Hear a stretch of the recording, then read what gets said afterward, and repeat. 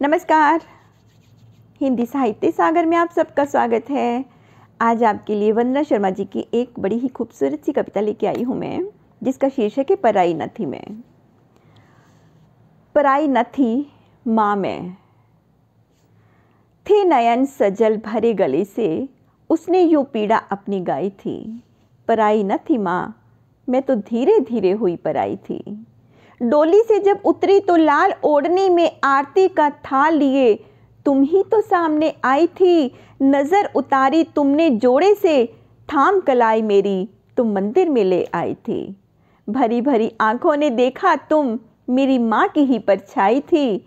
सच में मैं पराई न थी, मैं तो धीरे धीरे हुई पराई थी।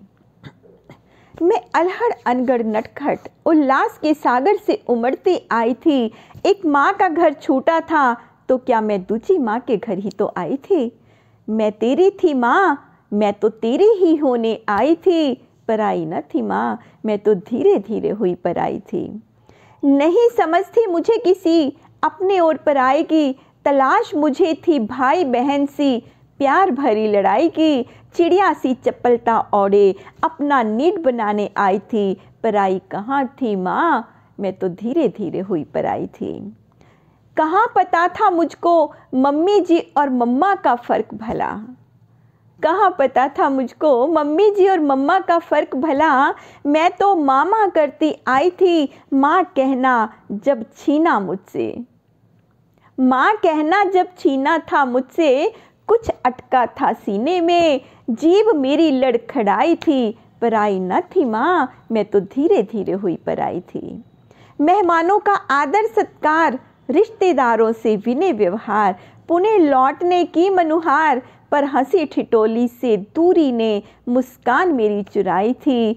पराई न थी माँ, मैं तो धीरे धीरे हुई पराई थी।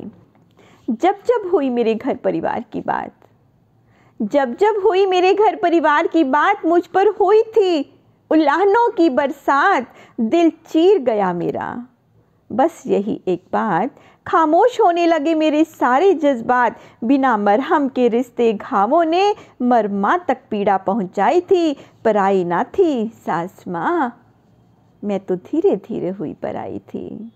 हाँ सच में पराई न थी माँ, मैं तो धीरे धीरे हुई पराई थी। धन्यवाद।